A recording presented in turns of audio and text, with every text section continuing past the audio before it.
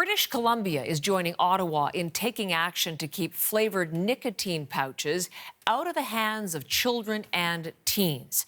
These are new products. You may not know what they look like or what they are, but the kids certainly do, and that's the concern. If you've never seen one before, as I had not until last hour, Linda Ward has one for us. Zonic. I hadn't seen them either until this morning. These are the nicotine patches. Last hour we showed you the packaging. It kind of looks like candy. Sure. This is tropical breeze. Mints. Flavor. Breath mints could be kind of thing. gum. Yeah, exactly. But definitely brightly colored. And then curiosity got the better of us, so we opened it up. Okay, what does it look so like? we'll show you what it looks like inside. I don't know if you can see that on the camera, but take it out? yeah, Like take one out. Oh, these are so this is the pouch aspect. Yeah. Okay. So this is something that you would put underneath your upper lip. You would tuck it in there. And you would leave it there. It's supposed to help you quit smoking. That's smoking the aim cessation of it. aid, yes. Yeah. These contain 4 milligrams of nicotine, and Health Canada approved them last fall. There are no restrictions on sort of how they're sold or advertised. You can buy them in a convenience store. A producer went into a convenience store just up the street this morning and picked one of these up. Did have to go behind the counter and ask the guy behind the counter to give it to him, but that's what happened.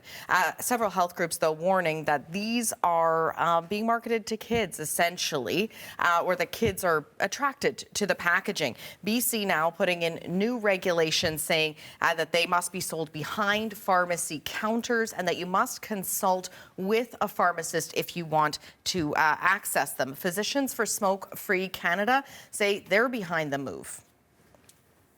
Retail clerks at convenience stores are not equipped. It's not fair to expect them to understand the ramifications of selling these products to young people, but pharmacists already have that training, so I think it will be a highly effective measure.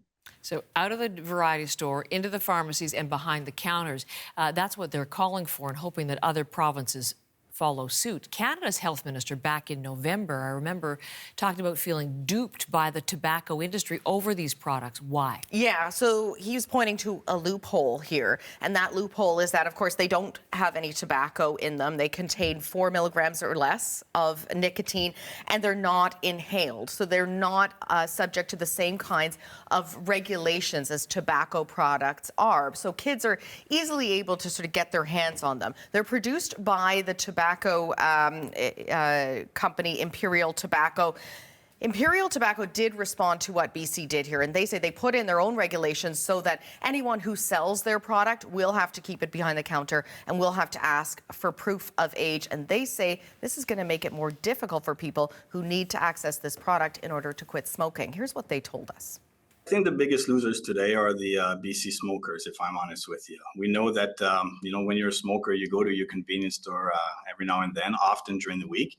And we think it's important that when you go buy your cigarettes, you have access to these cessation products if you're thinking of quitting and getting on that journey. So by removing a product like Zonic out of the convenience store and out of where adult smokers are buying their product, I think a lot of them won't do the trip to pharmacies and maybe they'll continue smoking. And they say that the BC government's argument doesn't fly because you can still buy other smoking cessation aids without having to see a pharmacist, things like gum and things like that. The Canadian Cancer Society, though, says in places where these have been around for a long time, the US and Europe, they have seen uptake among youth, and that is concerning. And they say in some countries, they're actually even trying to ban them entirely. All right, Linda, thank you very much.